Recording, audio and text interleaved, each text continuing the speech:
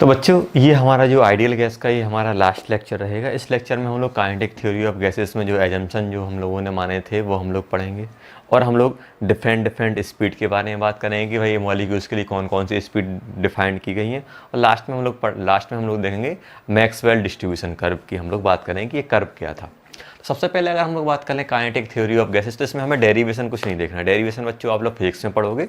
बस हम लोग क्या कर रहे हैं, जो एजम्पशन माने गए थे कि जो काइनेटिक एनर्जी निकालने के लिए जो भी एजम्पशन माने गए थे वो हम लोग इसमें एजम्पशन हम लोग पढ़ने वाले हैं काइनेटिक थ्योरी ऑफ गैसेस में। तो अगर हम पहले एजम्पशन की बात करें तो पहला एजम्पशन जो हमारे पास था, पहला एजम्पशन था कि जो गैसियस मॉलिक्यूल को बहुत छोटा माना गया था, स्फेरिकल माना गया था, और जितने भी हमारे पास मॉलिक्यूल्स हैं सभी को क्या उन्होंने क्या बोला था, सभी के सभी क्या रहेंगे, हमारे स्फेरिकल रहेंगे, आइडेंटिकल शेप और साइज में आइडेंटिकल रहेंगे। और दूसरा एजम्पशन था, दूसरे एजम्पशन में क्या माना था बच्चों कि जो गैस के मॉलिक्यूल का जो खुद का वॉल्यूम है, खुद का वॉल्यूम वो कंटेनर के रिस्पेक्ट में क्या रहेगा, बहुत कम रहेगा, मतलब उसे हम नेगलेक्ट कर सकते हैं। और आइडियल केस में तो हम लोग जीरो मानते हैं। और अगर हम थर्ड एजम्पशन की बात करें तो उन्होंने क्या बोला था कि जो गैस के जो मॉलिक्यूल हैं वो क्या करते हैं, रैंडम मूव करते हैं, कोई पर्टिकुलर डायरेक्शन में नहीं मूव करते कि भाई सभी स्ट्रेट मूव कर रहे हैं, कोई जिगजैग, सभी के सभी क्या करते हैं, रैंडम मोशन में मूव करते हैं। और जब ये मूव करते हैं तो क्या होता है, खुद जैसे मान लो बहुत सारे मॉलिक्यूल हमारे मूव कर रहे हैं तो क्या कर रहे हैं, आपस में कॉलिजन करते हैं और साथ में वो वॉल के साथ भी कॉलिजन करते हैं।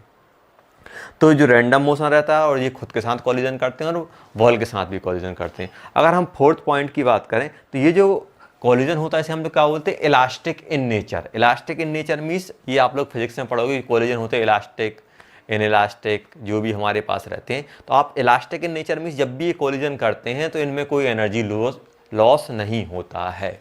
इलास्टिक इन नेचर मीन्स इनमें कोई जब दो चीज़ टकराती तो आपने देखा कि थोड़ी बहुत वो हीट वगैरह हो जाती है या फिर एनर्जी हमारी डिसिपेट हो जाती है। तो मॉलिक्यूल के केस में क्या होता है, हमें ये एज्यूम करके चलना है कि जब भी हमारे पास गैसियस मॉलिक्यूल हमारे कॉलिजन करेंगे तो उनमें कोई भी एनर्जी लॉस नहीं होगी, मतलब क्या हो जाएगा, इलास्टिक इन नेचर रहेगा ये हमारा कॉलिजन। और अगर हम लोग बात करें फिफ्थ पॉइंट की, तो क्या होगा, मॉलिक्यूल के बीच क्या होता है, अट्रैक्शन बहुत कम होता है। मतलब मॉलिक्यूल के बीच का अट्रैक्शन हम लोग नेगलेक्ट करके चलते हैं, मतलब एक मॉलिक्यूल दूसरे मॉलिक्यूल को अट्रैक्शन नहीं लगाता है। और आइडियल केस में क्या होता है, आइडियल केस में जो अट्रैक्शन फोर्स रहता है वो क्या होता है, हमारा जीरो रहता है।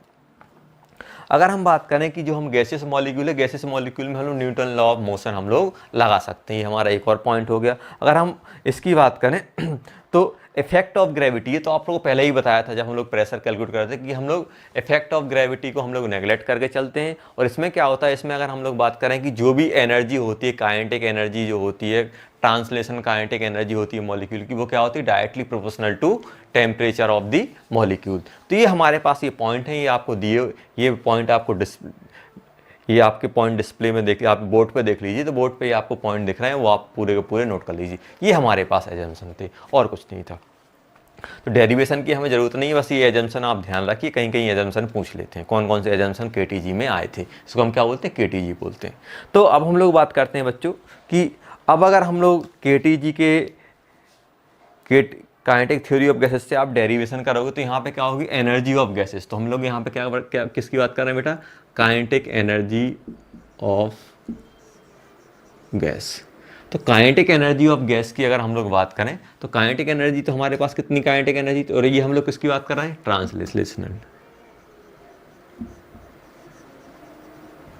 ट्रांसलेशनल काइनेटिक एनर्जी की बात कर रहे हैं। सिर्फ जो मूवमेंट की वजह से, रोटेशन वाइब्रेशन, ये हम लोग बात नहीं कर रहे हैं। तो ये ट्रांसलेशन काइनेटिक एनर्जी क्या होती है हमारे पास बच्चों, हम लोग 3 टाइप से डिफाइन करके रखते हैं। एक होती है हमारे पास काइनेटिक एनर्जी, कौन सी, ट्रांसलेशनल, पर मोल क्या होती है, ध्यान रखना, 3/2 RT। क्या होती है बच्चों, 3/2 RT। एक हमारे पास होती है बच्चों काइनेटिक एनर्जी पर मॉलिक्यूल, और इसे क्या बोलते हैं हम लोग, एवरेज काइनेटिक एनर्जी। ट्रांसलेशन की बात चलेगी तो वो क्या होती है हमारे पास, 3/2 kT, 3/2 kT। और एक और हमारे पास होती है, अभी हम के की बात कर लेते हैं, के क्या होता है, 3/2 क्या हो गया बच्चों, kT। तो यहाँ पे जो के होता है, के को हम लोग क्या बोलते हैं,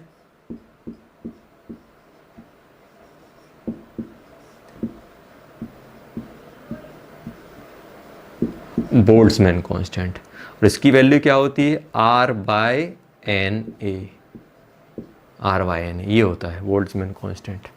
अभी हम लोग बात करेंगे।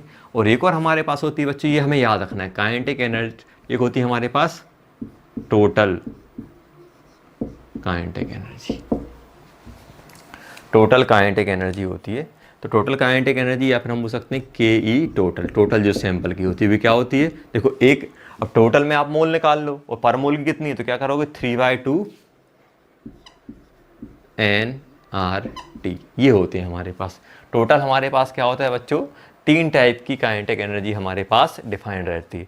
एक हमारे पास कौन सी होगी बच्चों, अगर हम लोग एक बात, सबसे पहले हमारे पास पर मोल की क्या रह जाएगी 3/2 RT, पर मॉलिक्यूल मतलब एवरेज 3/2 KT, और टोटल एनर्जी 3/2 nRT। अब आप ऐसे सोच सकते हो, देखो चलो पहले अभी दिखाता हूँ कैसे हमें ध्यान रखना है। अभी ये आप यहाँ पे ध्यान रखो बेटा, जो भी आप यहाँ पे यूनिट की अगर हम लोग बात करें, यूनिट का विशेष ध्यान देना। यूनिट आप क्या एनर्जी है, एनर्जी के लिए आपको आर की वैल्यू बताई थी। आर की वैल्यू क्या यूज़ करोगे बच्चों, जूल के टर्म में यूज़ करोगे। जूल के टर्म में आर की वैल्यू क्या होती है 8.314 जूल मोल पर केल्विन, ये होती थी हमारे पास। तो आर की वैल्यू ये यूज़ करना। टेम्परेचर क्या यूज़ करोगे बच्चों, टेम्परेचर आप यूज़ करोगे यहाँ पे केल्विन, केल्विन स्केल में।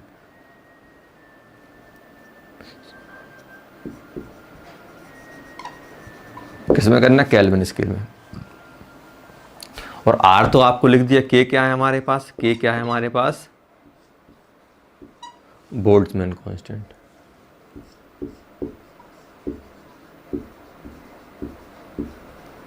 और इसकी वैल्यू हमें मालूम है, इसकी वैल्यू क्या बन जाएगी हमारे पास बाय NA।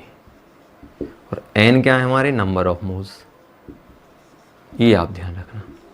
देखो ऐसे किसी एक को याद रखो, अपने आप आ जाएगा। देखो अब ध्यान देना बच्चों, ये 3 हमारे पास। अब कैसे याद रखोगे, देखो आप किसी एक को याद कर लो। मान लो आपने क्या याद कर लिया, काइनेटिक एनर्जी पर मोल आपको याद है फॉर्मूला, तो क्या बन जाता है 3/2 RT, ये पर मोल है। अब मान लो आपको एक मॉलिक्यूल का निकालना है, पर मोल दिया है। अब एक मोल में कितने मॉलिक्यूल होते हैं, अब आपको पर मॉलिक्यूल या पर मॉलिक्यूल मतलब आपको एवरेज निकालना है। एवरेज निकालने के लिए क्या करते हो, जितना टोटल है टोटल को आप नंबर ऑफ मॉलिक्यूल से डिवाइड कर दोगे।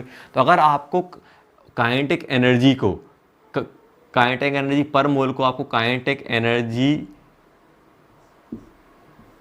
पर मॉलिक्यूल निकालना है, तो इसको क्या करोगे 3/2 RT को आप किससे डिवाइड कर दोगे, नंबर ऑफ मॉलिक्यूल। और कितना मोल था, Na मोल, एक मोल था तो Na आ जाएगा। तो ये क्या बन जाएगा 3/2, ध्यान देना। देखो ये क्या बन गया बच्चों, यहाँ पे 3/2 R/Na, ये बन गया देखो T। तो इसको आप क्या बोल देते हो, K बोल देते हो। तो क्या बन जाता है 3/2 KT, ये याद रखना। और अगर मान लो आपको टोटल निकालना है, देखो टोटल अगर निकालना है, टोटल निकालने के लिए एक मोल कितनी है, मान लो किसी सैंपल में n मोल है, तो क्या बन जाएगा n इंटू पर मोल 3/2 RT, तो क्या बन जाएगा 3/2 nRT। ये हमारे पास आ गई एनर्जी। आया समझ में। तो एक हम लोग एग्जाम्पल से भी कर लेते हैं बच्चों। जैसे मान लो हमारे पास एग्जाम्पल दिया हुआ है कि हमारे पास कोई सैंपल दिया हुआ है बच्चों,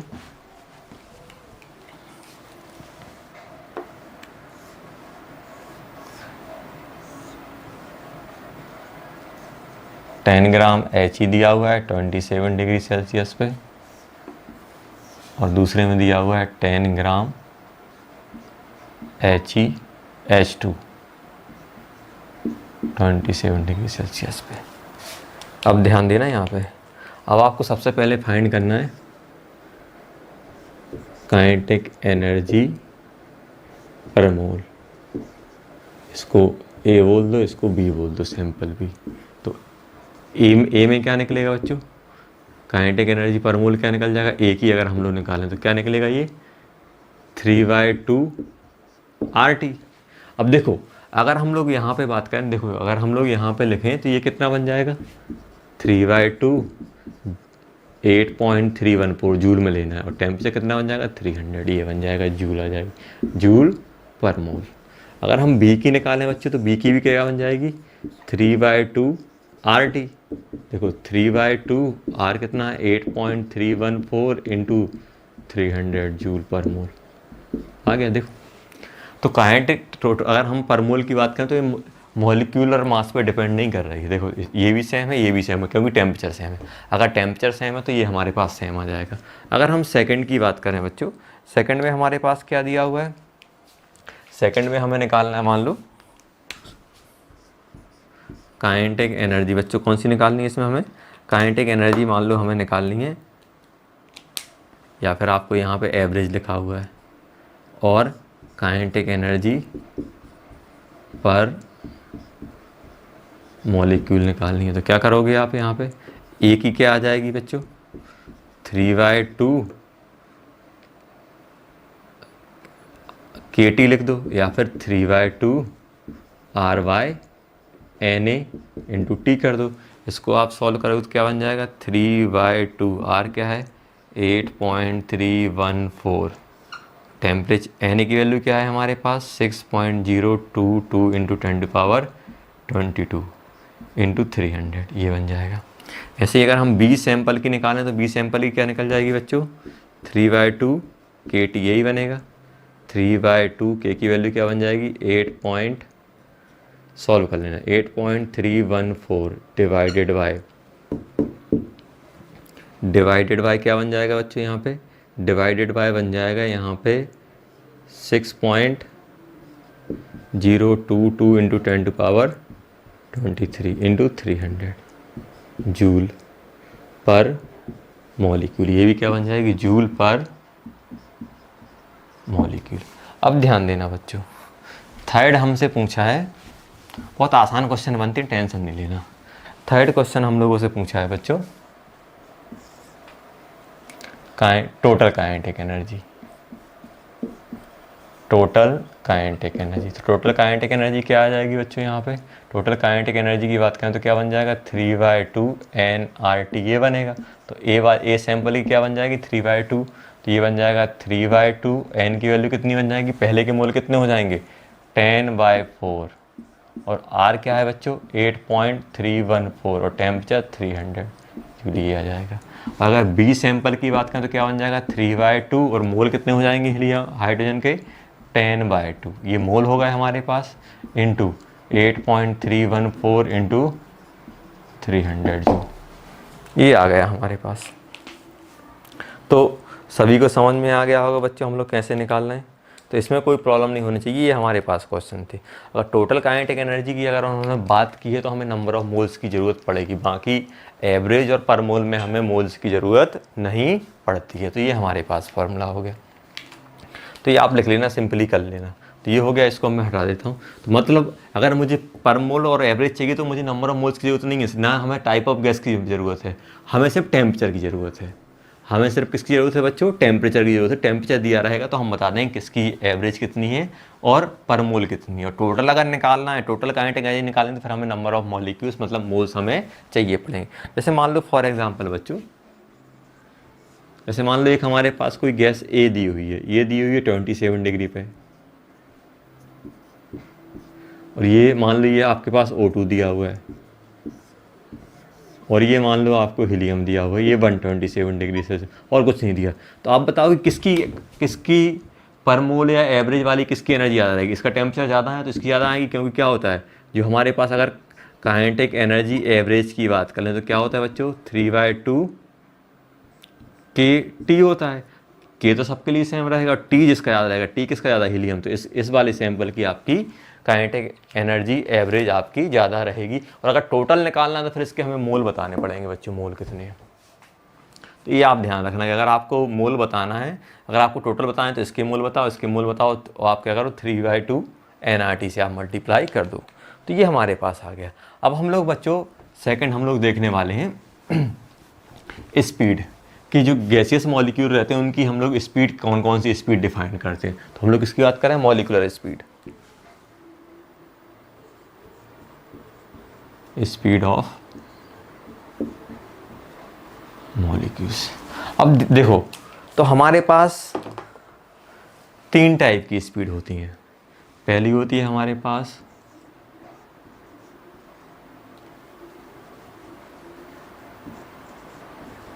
मोस्ट प्रोबेबल स्पीड, सेकंड होता है हमारे पास average speed,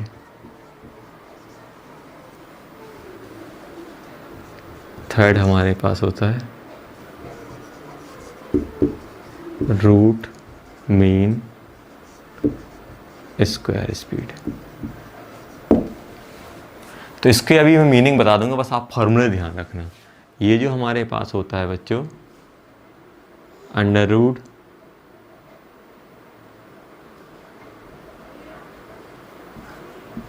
to R T by M, ये होता है बच्चों हमारे पास 8 R T by pi M, ये होता है हमारे पास 3 आर टी बाय एम। ये होती हैं बच्चों हमारे पास स्पीड।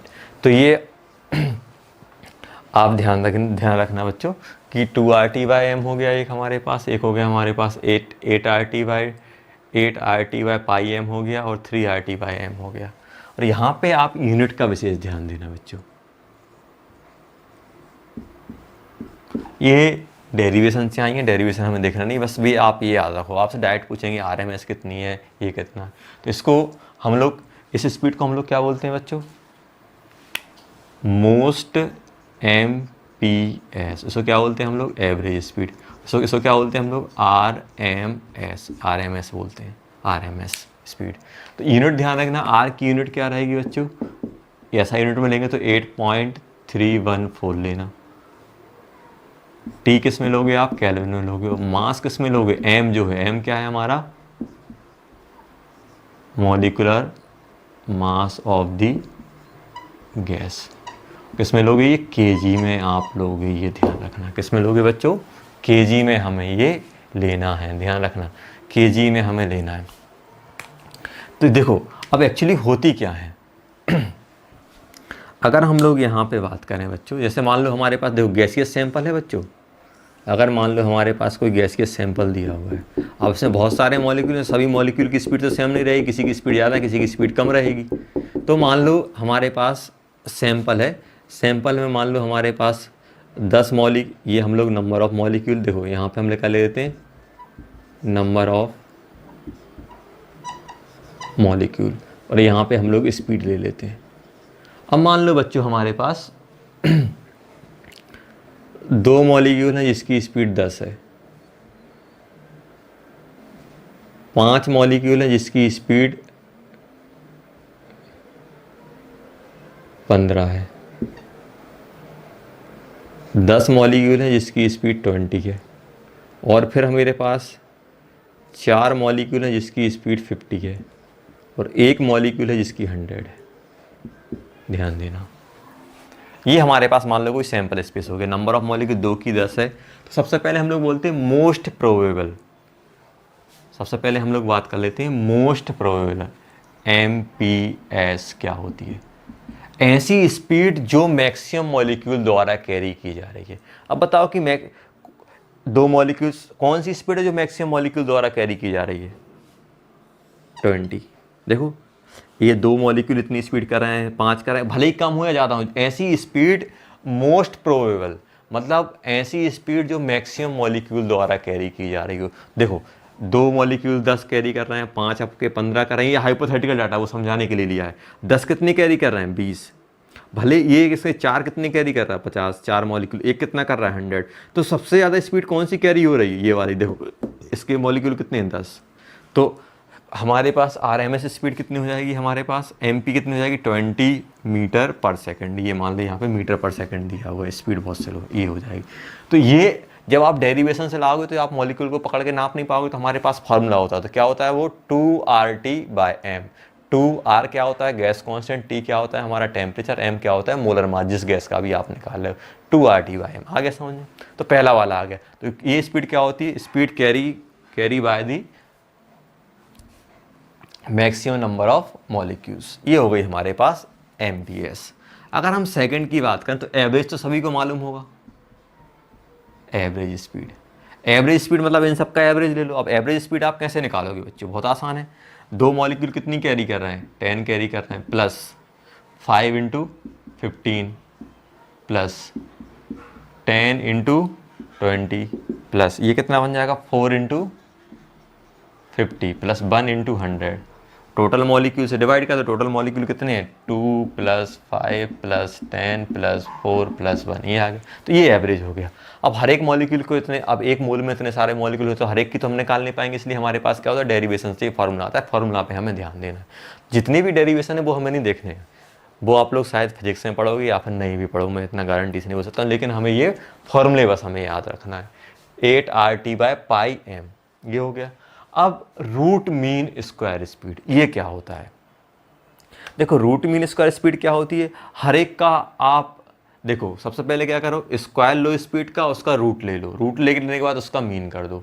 आया समझ में क्या बोल रहा हूँ? कि जितनी भी हमारे पास स्पीड है सबका हमें क्या करना है बच्चों, सबका हमें स्क्वायर करना है, फिर उसका मीन लेना है, फिर उसका हमें रूट कर देना, उल्टा देखना। जैसे मान लो ये है हमारे पास थर्ड RMS, तो स्क्वायर हर एक स्पीड का स्क्वायर करो, ये कितनी है 10 स्क्वायर, कितने मॉलिक्यूल है मेरे पास 2 प्लस 15 का square into 5 number of molecules plus 20 का स्क्वायर इंटू 10 प्लस 50 का स्क्वायर इंटू 4 प्लस 100 का स्क्वायर इंटू 1। तो हर एक स्पीड का स्क्वायर कर दिया। 100 का स्क्वायर कितने आएगा, 2 बार आएगा, क्योंकि दो मॉलिक्यूल हैं तो 2 से मल्टीप्लाई कर दिया। अब इनका मीन लेने के लिए क्या करोगे आप, मीन लोगे तो स्क्वायर करो हर एक स्पीड का, जितने भी नंबर ऑफ मॉलिक्यूल्स हैं उनकी स्पीड का स्क्वायर करो और उसका मीन लो। मीन लेने के लिए क्या करेंगे, नंबर ऑफ मॉलिक्यूल से डिवाइड करेंगे, 2 प्लस 5 प्लस 10 प्लस 4 प्लस 1, ये फिजिकल सेविंग होना, और उसका क्या ले लो, रूट ले लो, तो अंडर रूट ये बन जाएगा क्या बच्चों हमारे पास RMS। और इसकी वैल्यू क्या होती है गैस के लिए, हमारे पास आती है 3RT/m अंडर रूट, ये आपका उससे आता है। तो हमें हर एक मॉलिक्यूल की स्पीड मालूम नहीं रहेगी तो हम लोग क्या करते हैं, हमारे पास एक जनरल फार्मूला आता है जो डेरिवेशन से आता है। तो ये हमें 3 फार्मूले याद रखने हैं। तो फिजिकल सिग्निफिकेंट सभी को समझ में आएगा कौन सी स्पीड क्या होती है। मोस्ट प्रोबेबल मतलब ऐसी स्पीड जो मैक्सिमम मॉलिक्यूल द्वारा कह रही है कि चाहे वो कम हो या ज़्यादा हो। एवरेज तो जानते हो, टोटल स्पीड का सम करो, नंबर ऑफ मॉलिक्यूल से डिवाइड करो जितने मॉलिक्यूल। और रूट मीन स्क्वायर मीन्स जितनी भी स्पीड है सबका स्क्वायर करो, उनका मीन लो और उसका अंडर रूट ले लो, तो ये हमारा रूट मीन बन जाता है। तो ये हमारे पास आ गया। अब अगर हम लोग सेकंड बच्चों अगर हम लोग बात करें यहाँ पे कि सबसे, जैसे मान लो मुझे रेशो निकालना है RMS, एवरेज और MP, मोस्ट प्रोबेबल MP, इस गिवन गैस के लिए, फॉर ए गिवन गैस, तो इसका फॉर्मूला क्या होता है 3RT/m अंडर रूट, ये कितना होता है 8RT/πm, और ये कितना बन जाएगा 2RT/m। देखो RT/RTm कट गया तो ये कितना बन जाएगा √3 बन जाएगा, ये कितना बन जाएगा 8/π बन जाएगा, और ये कितना बन जाएगा √2 बन जाएगा। ये रेशो आ जाएगा हमारे पास।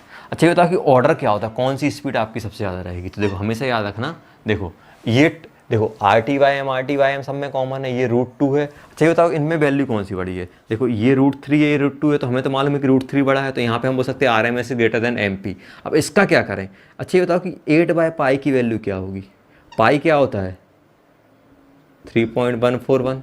तो अगर ये 9 होता, अगर 9 के आसपास होता, 9 से बड़ा होता तो ये 3 बनता, लेकिन ये क्या है आपका 6 और 9 के बीच में है, तो लगभग ये क्या होगा, ये आपका 2 से बड़ा आएगा और 3 से छोटा आ रहा होगा। तो ये जो वैल्यू है, ये जो वैल्यू रहेगी हम बोल सकते हैं ये वैल्यू ग्रेटर देन हमारी क्या रहेगी 2 रहेगी, और लेस देन हमारी 3 रहेगी। सोचो कैसे बोल रहा हूँ मैं। यहाँ पे ध्यान दो बच्चों, ये क्या है हमारे पास, ये बच्चों दिया हुआ है 8 और ये 3.14। अगर ये मान लो कि ये अगर 9 से बड़ा होता तो कम्प्लीटली डिवाइड होता 3 से, तो 3 बनता। अगर ये आपका 6 से थोड़ा बड़ा होता, 6 ये अगर हमारे पास होता 6.282 होता, तो ये हमारा परफेक्ट 2 बन जाता। तो मतलब ये वैल्यू क्या है हमारी 2 से बड़ी है, 3 से छोटी है, मतलब ये क्या बन जाएगा अगर हम यहाँ पे, तो ये वाली वैल्यू रहेगी। मतलब हम ऐसा बोल सकते हैं कि √3 सबसे बड़ा रहेगा, उसके बाद ये आएगा, उसके बाद ये आएगा। तो अगर हम ऑर्डर की बात करें तो ऐसा कुछ बनेगा हमारे पास। मतलब सबसे बड़ी स्पीड कौन सी रहती है, RMS सबसे ज़्यादा रहती है, उसके बाद कौन सी आती है, एवरेज आती है, उसके बाद क्या आती है हमारे पास MP आती है। ये याद रखना फॉर ए गिवन गैस। आगे समझ में? तो ये हमें ध्यान रखना है। और ध्यान देना बच्चों, यहाँ पे क्या करते हैं, कहीं कहीं ये जो हमारे पास जैसे मान लो 2RT/m है, तो कहीं कहीं इस फॉर्मूले को ऐसा भी लिख देते हैं, PM = DRT रहता है RT। तो यहाँ पे हम लोग RT/m को क्या ले सकते हैं, हम लोग D/P ले सकते हैं, सॉरी P/D ले सकते हैं। तो इस फॉर्मूले को कहीं कहीं ऐसा भी लिखा मिल जाएगा। बस यहाँ पे ध्यान देना कि P की यूनिट क्या रहेगी, यूनिट पे ध्यान देना, ऐसा यूनिट न्यूटन मीटर स्क्वायर लेना है यहाँ पे बच्चों। न्यूटन मीटर स्क्वायर लोगे मतलब पास्कल, और डेंसिटी किस में लोगे बच्चों, kg/m³, ये यूनिट का ध्यान है। तो ये RT की जगह आप क्या पुट कर सकते हैं, यहाँ पे 3RT/m की जगह क्या सकते हो, 2P/D। यहाँ पे 8 पाई इंटू P/D, यहाँ पे 3 इंटू PD कर सकते हो। तो ये आप इसकी जगह ये कहीं कहीं ये फॉर्मूला लिखा मिला है, तो कोई टेंशन नहीं लेना, आप कर देना। तो ये हमारे पास हो गए बच्चों स्पीड वाला। जैसे मान लो आपके पास क्वेश्चन दिया हुआ है बच्चों कि मान लो मेरे पास क्वेश्चन दिया हुआ है कि हमारे पास कोई गैसियस सैंपल है, मान लो मेरे पास 27 डिग्री सेल्सियस पे हीलियम एटम है, हीलियम गैस है, और कितना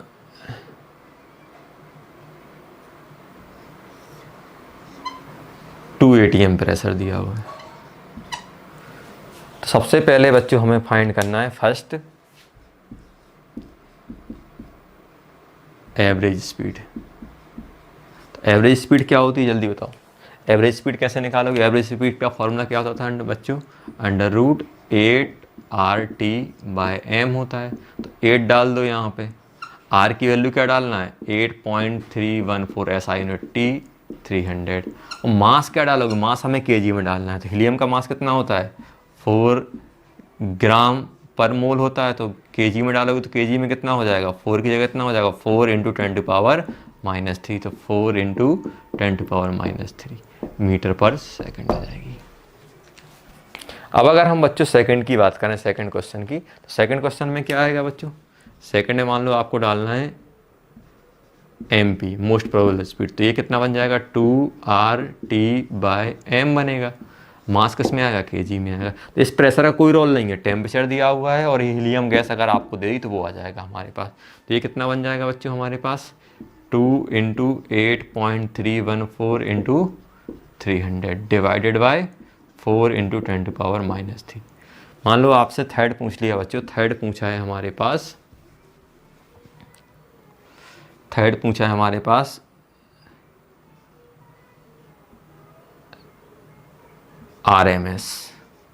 RMS स्पीड बोला तो क्या लगेगा, 3RT/m। तो कितना बन जाएगा हमारे पास, 3 × 8.314 × 300 डिवाइडेड बाय कितना बन जाएगा हमारे पास, 4 × 10⁻³ सभी किस में आएंगे, ऐसा यूनिट मीटर/सेकंड में आएंगे। ये भी किस में आएगा बच्चों, मीटर/सेकंड में आएगा। तो इस टाइप से हमारे पास क्वेश्चन बन जाते हैं। तो बहुत आसान क्वेश्चन बनते हैं, टेंशन नहीं लेना है इसमें, बस फार्मूला बेस्ड रहते हैं। जो आपको फार्मूले बताए हैं वो बस आप ध्यान रखना। तो ये क्या हो गया बच्चों, हमारे पास स्पीड का काम हो गया कि भाई हमारे पास ये स्पीड रहती है। तो हमारे पास एक हम लोगों ने काइनेटिक एनर्जी वाले, ट्रांसलेशन काइनेटिक एनर्जी वाले फार्मूले देखे, वो एक था। और ये आप लोग ये याद रखना कि कितने टाइप की हमारे पास मॉलिक्यूलर स्पीड होती हैं। उस लेक्चर में कुछ ज़्यादा नहीं है, बस यहाँ पे क्या है, हमारा पूरा का पूरा हमारा वैल्यू बेस्ड है। आपको पूरी की पूरी वैल्यू याद रखनी है और क्वेश्चन हमें करना है। और ये हमें ध्यान रखना है कि इसमें हमें यूनिट, ऐसा यूनिट हमें डालनी है। अब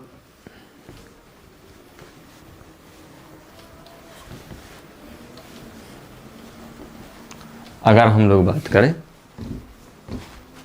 तो नेक्स्ट हम लोग क्या लास्ट चीज़ देखने वाले हैं, मैक्सवेल डिस्ट्रीब्यूशन कर्व। तो हम लोग किसकी बात करने वाले हैं बच्चों, हम लोग मैक्सवेल डिस्ट्रीब्यूशन कर्व की बात हम लोग करने वाले हैं।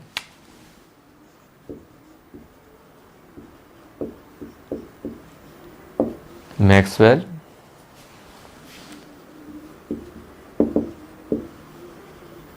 डिस्ट्रीब्यूशन कर्व कुछ नहीं है, बहुत आसान है।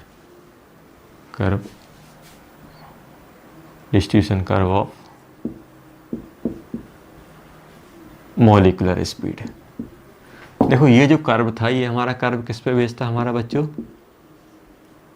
प्रोबेबिलिटी। किस पे बेस्ड था बच्चों? ये हमारा जो कर्व था पूरा का पूरा हमारा बच्चों किस पे बेस्ड था हमारा? ये प्रोबेबिलिटी पे हमारा बेस्ड था।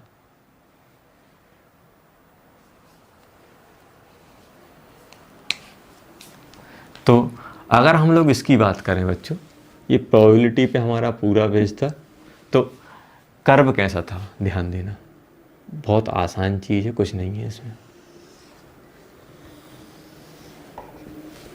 यहाँ पे ये बाय एक्सिस, ये एक्स थी, तो यहाँ पे क्या था हमारे पास? Molecular speed. और यहाँ पे क्या था बच्चों? यहाँ पे अगर हम लोग बात करें 1/n dN/du, ये था। और इसको हम लोग क्या बोलते हैं?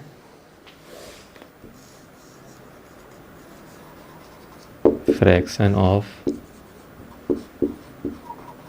मॉलिक्यूल हैविंग पर्टिकुलर स्पीड, ये बोलते हैं हम लोग, fraction of molecule having particular speed. तो ये जो कर्व बन रहा था कुछ ऐसा, ये जीरो से कुछ ऐसा ऐसा ऐसा जाके कुछ ऐसा आता था। अब ध्यान देना बच्चों, ये जो कर्व ऐसा था, ये स्पीड है, यहाँ पे जीरो स्पीड है और यहाँ पे इनफाइनाइट है। तो ये जो कर्व बनाया था हमने 1/dN/du के बीच में, तो ये क्या था? Fraction of molecule. मतलब ये हमें क्या बता रहा है कि भाई इतने फ्रैक्शन के मॉलिक्यूल की, जैसे मान लो यहाँ पे जो ये ध्यान रखना, ये मान लो यहाँ पे 0.2 है, तो 0.2 यहाँ पे फ्रैक्शन है, तो 0.2 की स्पीड कितनी रहेगी? एक ये हो सकती है इसके करस्पॉन्डिंग, और एक यहाँ पे चले इसके करस्पॉन्डिंग। तो 0.2 जो आपके फ्रैक्शन है, मान लो आपने टोटल कितना फ्रैक्शन 1 होता है टोटल, तो 0.2 के मॉलिक्यूल के पास इतनी स्पीड रहेगी, 0.3 के पास इतनी रहेगी, इतनी स्पीड हमारे पास आती जाएगी। अब ध्यान देना बच्चों कि आपसे ये पूछा जाए कि इस स्पीड पे देखो, अब ये बताओ कि सबसे ज़्यादा ये क्या है हमारे पास? ये फ्रैक्शन दिया हुआ है 0.1 यहाँ आएगा, 0.2 यहाँ है, तो सबसे ज़्यादा फ्रैक्शन कहाँ मिलेगा? टॉप पे मिलेगा, ये रहेगा ना सबसे ज़्यादा फ्रैक्शन। ये बाय एक्सिस क्या होता है? Fraction of molecule having particular speed, तो ये फ्रैक्शन बता रहा है। तो ये बताओ कि सबसे ज़्यादा फ्रैक्शन कौन सा है? ये वाले पॉइंट पे रहेगा, क्योंकि इससे आगे और कोई पॉइंट नहीं मिलेगा। तो ये इस पॉइंट पे जो स्पीड रहेगी उसको हम लोग क्या बोलेंगे बच्चों? आपको बताया था, एक बताया था VMP, मोस्ट प्रोबेबल स्पीड क्या होती है? ऐसी स्पीड जो मैक्सिमम मॉलिक्यूल द्वारा कैरी की जा रही है। तो मैक्सिमम मॉलिक्यूल मतलब मैक्सिमम फ्रैक्शन के द्वारा, तो मैक्सिमम कौन सी है? ये है, देखो सबसे ऊपर टॉप पे, तो ये VMP बन जाएगा। अभी बताओ VMP इस साइड मिल रहा है, और हमें क्या मालूम था? VMP अभी निकाला था, V एवरेज आता था, उसके बाद क्या आता था? VRMS। ये हम लोगों ने इंक्रीजिंग ऑर्डर में लिखा था। तो अगर MP यहाँ है तो हमारा V एवरेज कहाँ मिलेगा? V एवरेज हमारा यहाँ यहीं क्या लगेगा? ये V एवरेज बन जाएगा। VRMS कहाँ मिलेगा हमें? VRMS यहाँ बन जाएगा। तो आपसे ये पूछ सकते हैं सबसे टॉप वाली पोजीशन पे कौन सा रहता है? तो सबसे टॉप पे वाली पोजीशन पे हमारा VMP रहता है, क्योंकि ये स्पीड सबसे ज़्यादा मॉलिक्यूल, ये क्या है? फ्रैक्शन ऑफ मॉलिक्यूल दिए हुए हैं और ये स्पीड दी हुई है। तो ध्यान देना कि ये हमारे पास क्या बन गया? VMP बन गया। तो सबसे ज़्यादा स्पीड कौन सी? ये है। ये वाले मॉलिक्यूल जो भले ही कम हो या ज़्यादा हो, लेकिन ये फ्रैक्शन सबसे ज़्यादा है, तो ये आपका VMP बन जाएगा। VMP से बड़ा कौन सा है हमारे पास? V एवरेज है, तो V एवरेज यहाँ आएगा, VRMS यहाँ आएगा। और अगर आपसे पूछ जाए कि ये क्या होता है? ये आइसोथर्म रहता है, ये टेम्परेचर T एट, ये क्या है? इसका टेम्परेचर क्या है? हमारा टेम्परेचर क्या है बच्चों? हमारा कॉन्स्टेंट है। तो ये वैल्यू हम बता सकते हैं। VMP हमारे पास कितना हो जाएगा? VMP आप टेम्परेचर, ये गिवन रहेगा किस टेम्परेचर पे कर्व बनाया, VMP हमारे पास क्या बन जाएगा बच्चों? VMP बन जाएगा हमारे पास 2RT/m बन जाएगा। और आपसे पूछा कि V एवरेज कितना होगा इसके लिए? V एवरेज बन जाएगा हमारे पास 8RT/πm लिख लेना यहाँ पे। और आपसे पूछा कि VRMS कितना है, तो आप क्या बोलोगे? 3RT/m बोल देना, ये बन जाएगा हमारे पास।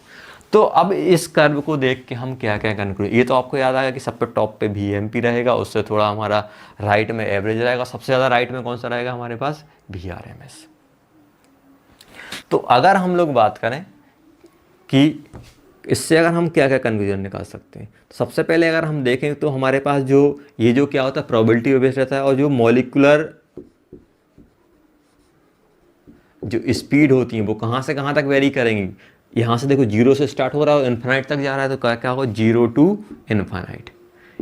मतलब ऐसा नहीं है कि हर एक मॉलिक्यूल की फिक्स रहेगी। जैसे जैसे आप देखो यहाँ पे क्या होगा कि यहाँ पे आपका क्या है नंबर ऑफ फ्रैक्शन भी 0 हो गया तो स्पीड भी 0, धीरे धीरे क्या हो रहा है ये बढ़ रहा है हमारा, फिर कम हो रहा है, मतलब स्पीड हमारी 0 से इन्फिनिटी के बीच में आ रही होगी, पहला पॉइंट। दूसरा पॉइंट अगर हम इसकी बात करें, अगर आपसे पूछे कि एरिया अंडर द कर्व क्या होगा, एरिया अंडर द कर्व, इसका ये अगर इसका एरिया निकालने की बात करें तो क्या होगा। जैसे आप लोग फिजिक्स में निकालते थे ना, फिजिक्स में आप लोग निकालते होगे वी ओ टी का एरिया क्या देता है, वी ओ टी का एरिया क्या देता है, आप लोग ऐसे करते थे ना, वी ओ टी का मान लो ये आपको दिया तो वी ओ टी का एरिया आपका डिस्प्लेसमेंट देता था, आप लोगों ने पढ़ा होगा, इंटीग्रेशन करोगे तो जैसे पढ़ा, इस वी को क्या लिख दोगे आप, D S by D T लिख दोगे, इंटू डी टी करोगे तो इसका मल्टीप्लाई करोगे तो ये टी टी कट जाएगा, डी एस का मल्टीप्लाई क्या बन जाएगा एस, तो इसका इंटीग्रेशन क्या देगा, आप लोगों ने पढ़ा होगा इसका इंटीग्रेशन डिस्प्लेसमेंट देता था ना, आप लोगों ने पढ़ा होगा इसका एरिया अंडर कर्व। ऐसे ही अगर मान लो हमारे पास इसका इंटीग्रेशन करना है, देखो अगर मैं इसका एरिया निकालूं तो कुछ ऐसा सोचना 1/n D N by D U, और ये एक्सेस पे क्या है स्पीड, स्पीड मतलब यू है, ये भी आप यू लोगे तो इंटू डी यू, तो डी यू पर्टिकुलर ये यू यू निपट जाएगा तो 1 इसका इंटीग्रेशन करोगे तो क्या बन जाएगा 1/n, और ये डी एन का इंटीग्रेशन करोगे तो एन का इंटीग्रेशन क्या बन जाएगा एन बन जाएगा।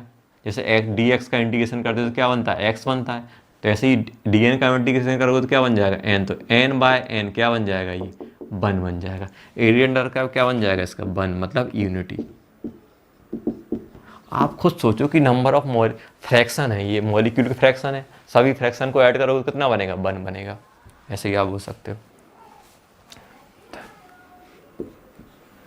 अगर टेम्परेचर मैं इंक्रीज करूँगा तो क्या होगा, और अगर मैं टेम्परेचर कम करूँगा तो क्या होगा, बताओ, ध्यान दो, जल्दी बताओ। टेम्परेचर अगर मैं बढ़ाऊँगा तो टेम्परेचर बढ़ाने से क्या इफेक्ट पड़ेगा इस कर्व पे, जल्दी सोचो। अगर हम टेम्परेचर बढ़ा दें तो टेम्परेचर का क्या इफेक्ट आने वाला है इस कर्व पे, जल्दी सोचो बच्चों। देखो आप ध्यान देना, अगर आप टेम्परेचर बढ़ाओगे, देखो आप खुद सोचो कि अगर आपने टेम्परेचर बढ़ाया, टेम्परेचर अगर रीड करना सिखा रहा हूँ, इस कर्व में अगर आप टेम्परेचर बढ़ाओगे तो क्या होगा, हर एक स्पीड बढ़ जाएंगी।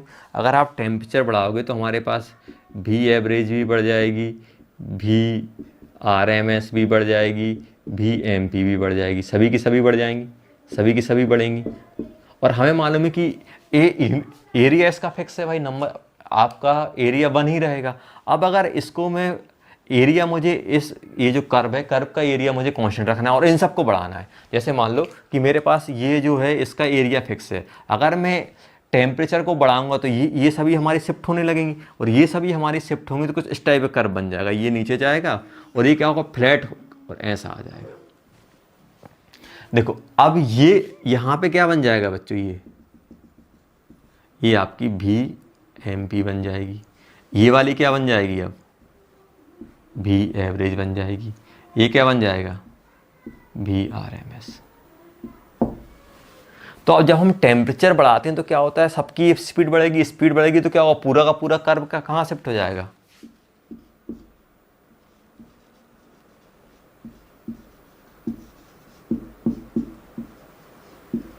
Towards the right side.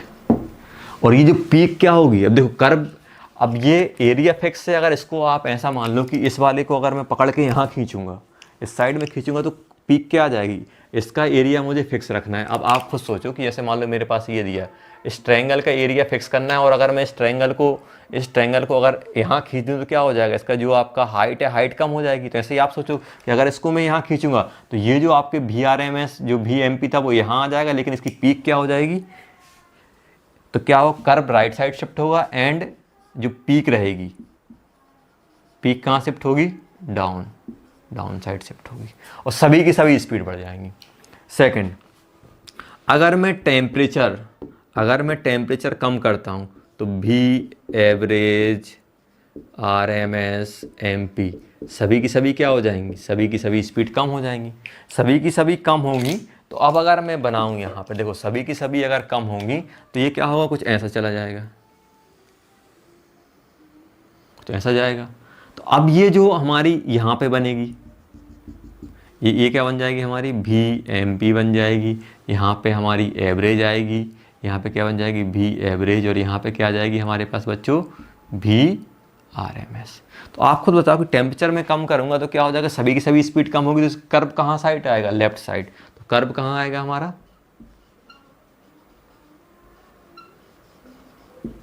Left side shift होगा। और जो पीक रहेगी, पीक कहाँ शिफ्ट हो जाएगी, ऊपर साइड, क्योंकि एरिया फिक्स करना है। जैसे मान लो कि इस वाले इसको अगर मैं इस साइड शिफ्ट कराऊँ तो क्या होगा, अब ये और ऊपर चला जाएगा, ऐसा चला जाएगा, ऊपर चला जाएगा। पीक कहाँ आ जाएगी, पीक हमारी अपवर्ड शिफ्ट हो जाएगी। तो ये हमारे पास इफेक्ट होता है बच्चों। एरिया अंडर कर्व क्या रहता है, इसका कांस्टेंट रहता है, बन रहता है। अगर आप टेम्परेचर बढ़ाओगे तो क्या होगा, सभी की सभी आइसोथर्म में। ये अब मान लो आपसे बोल दिया ये टेम्परेचर T1 दिया हुआ है, ये टेम्परेचर मान लो इसका T2 दिया हुआ है, इसका टेम्परेचर T3 दिया हुआ है। आपको ऑर्डर बताना है कौन सा टेम्परेचर बढ़ा हुआ है। तो आप खुद देखो कि भाई T2 का VRM देखो, इसकी VMP यहाँ मिल रही है, इसकी VMP यहाँ मिल रही है, इसकी VMP यहाँ मिल रही है। तो किसकी VMP ज़्यादा है, देखो स्पीड इसकी ज़्यादा है और VMP ज़्यादा है, मतलब टेम्परेचर ज़्यादा है। टेम्परेचर देखो सेम गैस के लिए अगर VMP देखो, इसका पीक यहाँ मिल रहा है, इसका पीक यहाँ मिल रहा है, इसका पीक यहाँ मिल रहा है, तो सबसे ऐसी पीक कौन सी है जिसकी स्पीड ज़्यादा है, सबसे ये वाली ऐसी पीक है इसकी स्पीड सबसे ज़्यादा है, क्योंकि ये कोऑर्डिनेट को इसका स्पीड का है। तो T2 की स्पीड, T2 की VMP ज़्यादा है, तो VMP हमारी किस पर डिपेंड करती है, टेम्परेचर पर। जिसका टेम्परेचर ज़्यादा रहेगा उसकी VMP ज़्यादा रहेगी। तो आप लोग इससे आप ये कंक्लूड लगा सकते हो कि टेम्परेचर T2, फिर कौन सा है हमारे पास T1 और सबसे कम कौन सा है T3। ये देख के आप बता सकते हो कि भाई जिसकी पीक ऊपर रहेगी और कर्व लेफ्ट साइड रहेगा वो उसका टेम्परेचर कम रहेगा, क्योंकि उसकी देखो स्पीड VMP कम है। सबसे पीक वाली पोजीशन क्या बताती, VMP बताती। उससे और राइट में एवरेज और उससे और राइट में हमारा RMS। तो ये हम लोग कंक्लूजन लगा सकते हैं।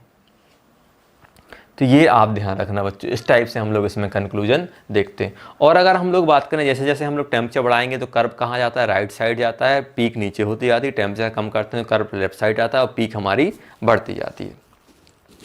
तो यहाँ पे अगर हम लोग बात करें कि और एक कंक्लूजन क्या लगा सकते हैं कि भाई जैसे जैसे आप टेम्परेचर बढ़ाते हो, देखो टेम्परेचर बढ़ाने पे क्या होता है इनिशियली आप टेम्परेचर बढ़ाते हो तो क्या होता है, टेम्परेचर बढ़ाते हो तो क्या होता है, सभी मॉलिक्यूल की स्पीड बढ़ेंगी तो क्या होगा, फ्रैक्शन कम होता जाता है, स्पीड बढ़ती जाती है।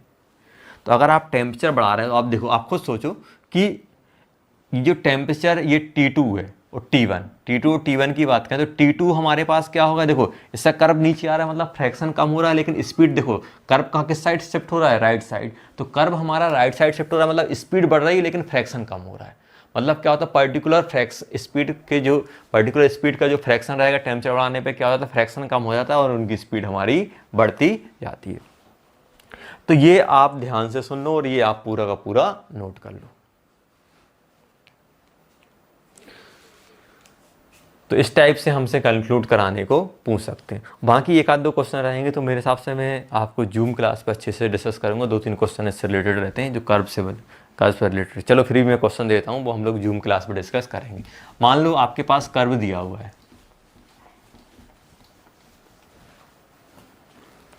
फर्स्ट फॉर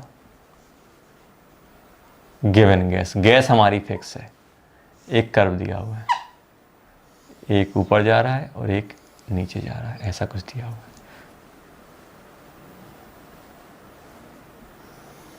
चलो एक और बता देता हूँ। अगर मान लो आपको ये दिया होता तो ये अगर दिया हुआ है 1/n दिया हुआ तो इसका एरिया अंडर कर्व क्या आएगा 1। मान लो आपको कर्व dn/du दिया हो, 1/n नहीं दिया हुआ है। अब 1/n नहीं दिया तो n कैंसिल नहीं हुआ, इसका आप ये नहीं गिवन है, सिर्फ आपको क्या गिवन है dn/du। तो ये क्या देता है फ्रैक्शन, ये क्या देता है, ये आपको एक क्या होता है number of molecules having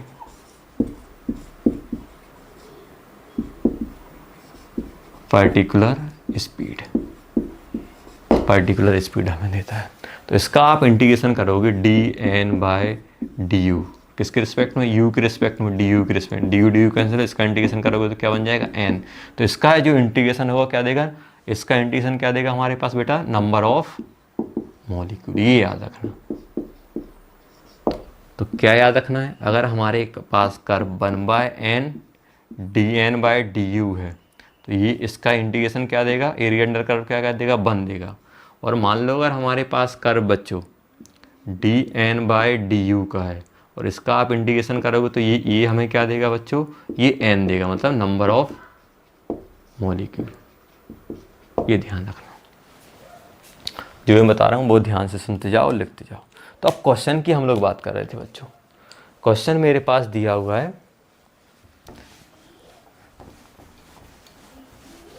question मेरे पास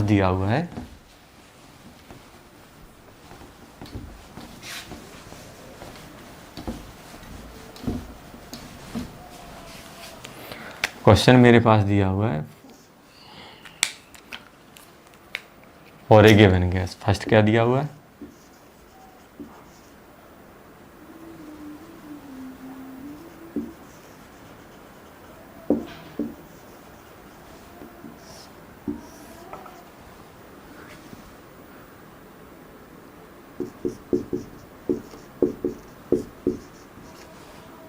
यू दिया हुआ है, एक टेम्परेचर T1 पे दिया हुआ है ये, और एक दिया हुआ है टेम्परेचर T2। पहला पूछा है T1 is greater than T2, second दिया हुआ है T2 is greater than T1। कौन सा सही है आपको बताना है। Second, for different gas at given temperature. Temperature same है, अलग अलग गैस के लिए प्लॉट किया है, ये और ये गैस है, इसके ये गैस A है, ये गैस B है। गैस A और गैस B के लिए इसका भी टेम्परेचर T है, इसका भी टेम्परेचर T है, डिफरेंट। तो आपको बताना है first, molecular mass of A is greater than molecular mass of B। इसमें एक और डाल देना, third, T1 equals to T2। B लिख लेना, Ma is less than Mb। Ma क्या है, मोलर मास। C क्या है हमारे पास, Ma इक्वल्स टू Mb। ये सोचना, ये अच्छा क्वेश्चन है। आप डिफरेंट गैस वाला भी केस कराया है, नहीं सोचना कैसे होगा, सोचना। तो आप फॉर्मूला लगा देना, ये पीक वाले में क्या होता है, mp स्पीड रहती है, और mp क्या होता है 2RT/m। T सेम है, जिसका मास ज़्यादा रहेगा उसकी पीक, उसकी क्या होगी हमारे पास क्या होगी, VMP कम आएगी, और जिसका मास कम रहेगा उसकी VMP ज़्यादा आएगी। सोचना जो मैं बोल रहा हूँ उससे डिफरेंट, ये हम लोगों ने किसके लिए, डिफरेंट गैस के लिए बनाया है। तो ये आप देखना और सोचना कि कैसे हम लोग करेंगे। तो बहुत आसान क्वेश्चन रहते हैं, बस आप लोग थोड़ा बहुत सोचो और करो। और अगर हम लोग बात करें, जैसे KTG की हम लोग बात कर रहे थे कि भाई ये जो प्रेशर होता है, प्रेशर किसकी वजह से होता है, कोलिजन की वजह से। तो हम लोगों ने थर्ड या फोर्थ पॉइंट जो देखा था ना, कि जो कोलिजन होता है, मॉलिक्यूल खुद से कोलिजन करते हैं, और किससे करते हैं, बॉल से।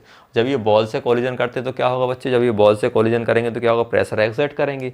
प्रेशर किस पे, कोलिजन की वजह से क्या होगा, बॉल पे क्या लगाएंगे, मोमेंटम ट्रांसफर करेंगे, उस मोमेंटम से क्या होता है, हमारा प्रेशर जनरेट होता है।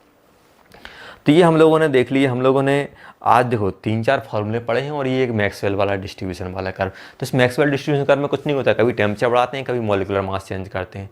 और आपसे ये पूछ सकते हैं कि एरिया अंडर कर्व क्या है, तो आप ग्राफ में देखो, ग्राफ में क्या दिया है। जैसे ये दिया है, इसका एरिया अंडर कर्व क्या बनेगा, 1 बनेगा। और इसकी जगह अगर dn/du दिया होता तो इसका एरिया अंडर कर्व क्या बनता है, नंबर ऑफ मॉलिक्यूल n बन जाता हमारे पास।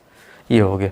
टेम्परेचर बढ़ाओगे तो राइट साइड जाएगा, पीक कम हो जाएगी। टेम्परेचर कम करोगे तो क्या होगा, peak curve left side shift होगा, पीक ऊपर चली जाएगी। ये हमारे पास थे। चलो इसके बाद तो इस टाइप के आप डेरिवेशन आप फॉर्मूले याद रखना, और जो आपको DCT में क्वेश्चन दिए हैं बहुत सारे, वो आप करने की प्रैक्टिस ट्राई करना। अब अगर हम लोग बच्चों यहाँ पे बात करें,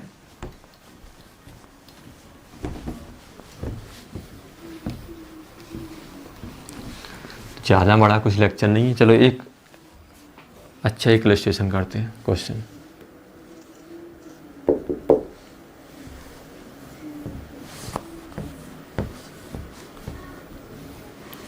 ऐसे मान लो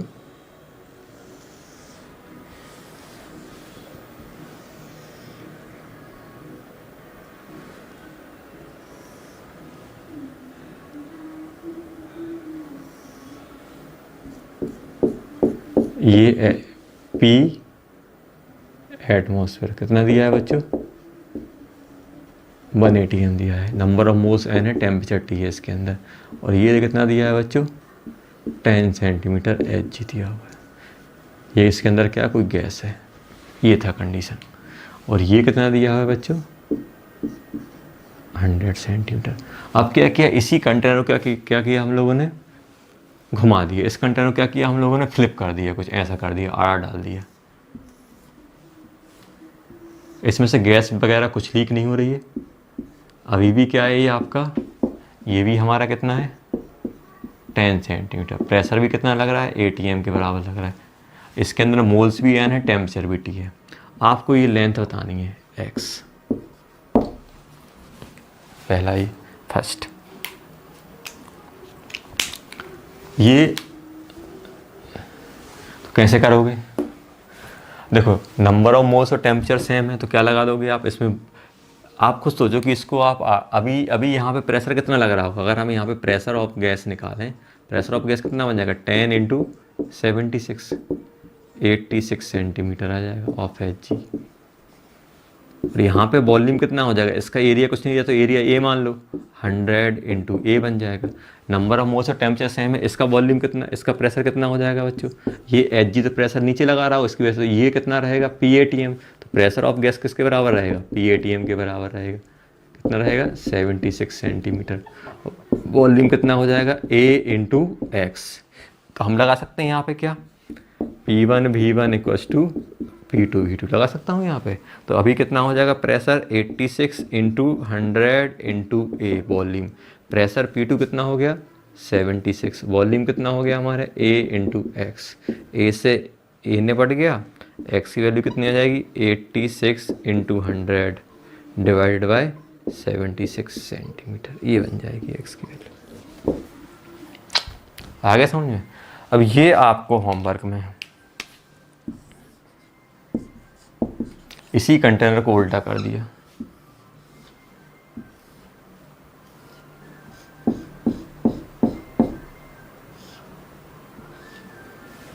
इसी कंटेनर को क्या किया बच्चों, उल्टा कर दिया। मोल्स एन है, टेम्परेचर टी है, ये बाय है 10 सेंटीमीटर। PATM वही दिया हुआ है आपके पास जो था। फाइंड बाय, कंटेनर वही है, एरिया वही रहेगा, फाइंड दी बाय। ये होमवर्क में करना है। तो इस टाइप के बच्चों हमारे पास क्वेश्चन बनते हैं, बहुत आसान क्वेश्चन रहते हैं। जो आइडियल गैस है बहुत आसान है, बस 3-4 चीज़ें हैं जो हमें ध्यान रखनी है। तो हमारा आइडियल गैस बच्चों हमारा ख़त्म हो गया। नेक्स्ट क्लास में हम लोग क्या करेंगे, नया चैप्टर हम लोग स्टार्ट कर रहे हैं। जो भी आपको डाउट रहेंगे, जो भी आपको सिंपल इस लेक्चर में आपको सिर्फ चीज़ें याद ही करनी है, RMS, VMP, V average, kinetic energy, total, आप पर मॉलिक्यूल, पर मोल, और ये जो आपको पोस्टुलेट जो लिखा है ना, एजम्पशन लिखा है KDG के। बस जो 3-4 चीज़ें हैं जो हमें याद रखनी है, बाकी और कुछ हमारे पास इसमें रहता नहीं है। बहुत आसान क्वेश्चन बनते हैं। जब भी आप क्वेश्चन सॉल्व करो तो 1 या 2 बार आप आइडियल गैस के क्वेश्चन पढ़ लो। अगर हम बात करें तो इनडायरेक्टली ये हमारा मोल कॉन्सेप्ट जैसा ही रहता है। ओके बच्चों, तो नेक्स्ट क्लास में हम लोग क्या करेंगे, नया चैप्टर हम लोग स्टार्ट कर रहे होंगे। ओके बच्चों।